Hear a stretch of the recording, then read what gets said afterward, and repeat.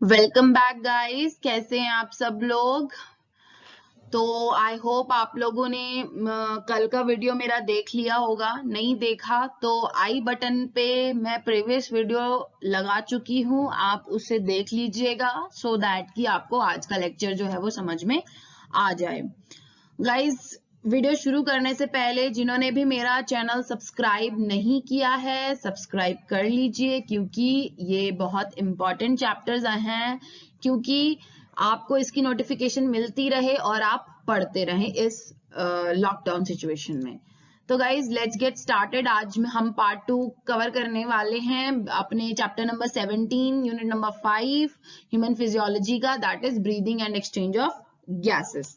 So let's get started guys. अब कल हमने सारा का सारा ह्यूमन रेस्पिरेटरी सिस्टम का इंट्रोडक्शन जो था वो पढ़ लिया था। आज हम थोड़ा सा आगे पढ़ने वाले हैं लंग्स के बारे में और क्या क्या स्टेप्स जो होते हैं वो रेस्पिरेशन में इन्वॉल्व होते हैं। गाइस, तो लंग्स क्या होती हैं? बेसिकली लंग्स जो है वो हमारे थोरेसिक चैम्बर्स के अंदर सिचुएटेड हैं, लेकिन ये बेसिकली वर्टिब्रल कॉलम में बहुत थोड़ा सा पड़ती हैं। ठीक है, डॉर्सली लिमिटेड होती हैं, डॉर्सल और वेंट्रल यानी कि आगे और पीछे। यानी कि डॉर्सली जो है आगे वाली साइड से तो बहुत कम सिचुएटेड है, और वेंट्रली जो है ये स्टर्नम में सिचुएटेड होती हैं। और लेटरली माने लाइक दिस, लेटरली जो है ये रिब से पूरी की पूरी कवर्ड होती हैं, और लोअर साइड जो होता है वो इसका डोम शेप्ड होता है, यानी कि इस तरीके का होता है। ठीक है, कोई भी चेंज होता है वॉल्यूम में, थोरेसिक कैविटी की वॉल्यूम में, वो पूरा का पूरा रिफ्लेक्ट होता है लंग कैविटी के अंदर, जो कि असेंशियल होता है ब्रीदिंग के लिए। यानी कि जब भी ब्रीदिंग हो रही है, दैट मींस थोरैटिक कैविटी और लंग कैविटी की जो वॉल्यूम होती है वो दोनों ही चेंज हो रही होती हैं, और हमें पता लग जाता है कि हम सांस ले रहे हैं या ब्रीद कर रहे हैं। अब कौन से स्टेप्स जो हैं वो इन्वॉल्व होते हैं किसमें? रेस्पिरेशन में। तो आइए फटाफट से इसको भी पढ़ लेते हैं। देखो, ब्रीदिंग को हम एक और नाम से भी बोलेंगे। अब हम लोग बड़े बच्चे हो गए हैं, 11th क्लास में आ गए हैं, तो हम लोग इजी या फिर कॉमन नेम्स यूज नहीं करेंगे, हम यूज करेंगे साइंटिफिक टर्म्स। तो पल्मिनरी वेंटिलेशन बोलते हैं हम ब्रीदिंग को। ठीक है, पल्मिनरी वेंटिलेशन फर्स्ट स्टेप होता है। तो इसमें होता क्या है, जब एयर जो होती है यानी कि ऑक्सीजन जो होती है वो हमारे अंदर जाती है, और CO2 रिच एल्विलियर एयर जो होती है वो हमारे नाक से या मुंह से बाहर आती है। फिर होता है डिफ्यूजन। डिफ्यूजन में क्या होता है? डिफ्यूजन ऑफ गैसेस होती है। सेकेंड स्टेप होता है डिफ्यूजन ऑफ गैसेस, यानी कि जो गैसेस हैं वो हायर कंसंट्रेशन से लोअर कंसंट्रेशन में ट्रेवल करेंगी। किसके अक्रॉस द एल्वियोलियर मेम्ब्रेन के। मतलब ये हमारी मेम्ब्रेन है, लेट्स से ऑक्सीजन अंदर आ रही है, यहां से कार्बन डाइऑक्साइड जो है वो बाहर जा रही है, डिफ्यूजन हो रहा है। ठीक है गाइस, फिर ट्रांसपोर्ट होगा। जैसे ही मेम्ब्रेन से गैसेस बाहर निकल गई या मेम्ब्रेन के अंदर आ गई, तो उन गैसेस का ट्रांसपोर्ट होगा कहां पर? ब्लड में। ये हमारा थर्ड स्टेप है। फिर डिफ्यूजन होगा ऑक्सीजन, यानी कि ऑक्सीजन जो है वो ब्लड और टिश्यूज में अंदर जाएगी, और टिश्यूज के अंदर जो प्रेजेंट कार्बन डाइऑक्साइड है वो बाहर आएगी सेल्स के ब्लड के थ्रू।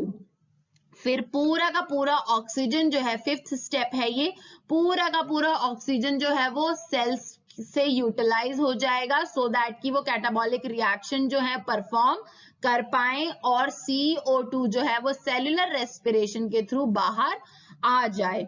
दिस वाज अबाउट कि कौन से रेस्पिरेशन में स्टेप्स जो है वो इन्वॉल्व होते हैं। अब हमारा जो रेस्पिरेटरी सिस्टम होता है guys, let me change the pen. Respiratory system जो होता है उसके दो पार्ट्स होते हैं, दैट इज कंडक्टिंग पार्ट, और अनदर वन जो होता है हमारा एक्सचेंज पार्ट होता है। कंडक्टिंग पार्ट में क्या होता है? बेसिकली इसमें ट्रांसपोर्ट होता है एटमॉस्फेरिक एयर का टू एल्वुलाई। एल्वुलाई के पास जाता है, और इसमें फॉरेन पार्टिकल्स की एंट्री प्रिवेंट होती है। ठीक है, और सारी की सारी जो एयर होती है वो बॉडी टेम्परेचर पर होती है ट्रांसपोर्ट।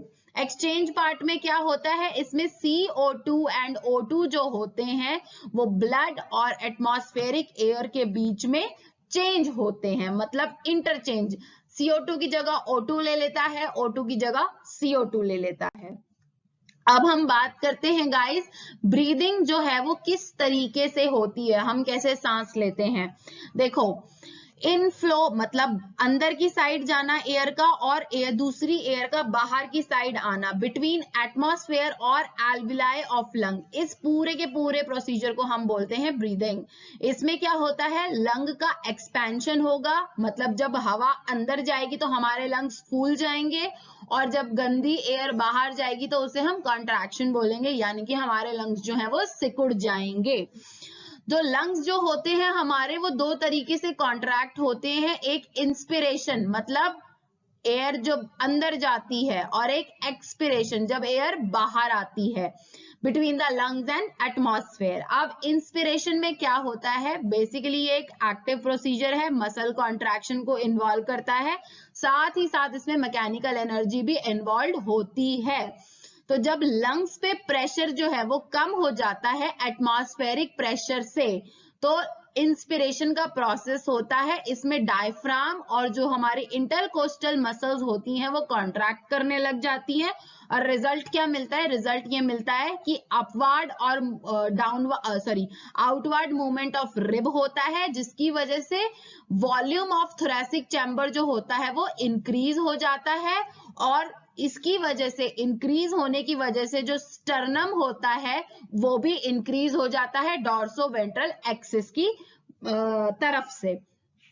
तो दैट मीन्स पूरा का पूरा पल्मोनरी वॉल्यूम जो होगा वो इंक्रीज हो जाएगा, और इंटर पल्मोनरी प्रेशर जो होगा वो कम हो जाएगा, और फ्रेश एयर जो होगी वो हमारे नाक के थ्रू एंटर करेगी, साथ ही साथ लंग से पहुंच जाएगी। अब हम बात करते हैं एक्सपिरेशन। एक्सपिरेशन मतलब एयर का बाहर आना। हमारा डायफ्राम जो होता है वो रिलैक्स हो जाता है इस टाइम पे, इंटरकोस्टल मसल, स्टर्नम, डायफ्राम जो है वो अपने नॉर्मल पोजीशन पे आ जाएंगे, कोई भी इंक्रीज नहीं होगा कैविटी में। जो थोरैसिक एंड पल्मोनरी वॉल्यूम होगा वो रिड्यूस हो जाता है, कम हो जाता है, और इंट्रा पल्मोनरी प्रेशर जो है वो बढ़ जाता है। जब इंटरपल्मोनरी प्रेशर जो होता है वो बहुत थोड़ा सा इंक्रीज हो जाता है, किससे, एटमॉस्फेरिक प्रेशर से, जिससे एयर जो होती है वो एक्सपल्ट आउट हो जाती है या बाहर निकल जाती है, कहां से, लंग्स के through.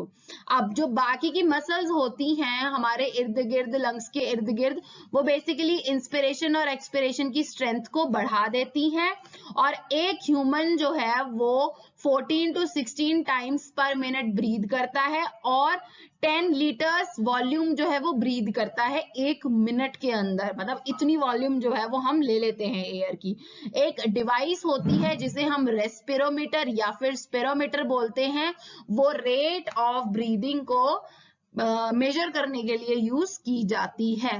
So guys, this was about the mechanism of breathing. ये बहुत इंपॉर्टेंट टॉपिक है, from the examination point of view जरूर आता है, इसे अच्छे से पढ़ लीजिएगा। नहीं समझ में आए एक बार में दोबारा से वीडियो देख लीजिएगा, प्रीवियस वीडियो आई में डाल चुकी हूँ लिंक इसका, आप उसे भी एक बार देख लीजिएगा। Till then guys, stay safe, bye bye and thanks for watching my video.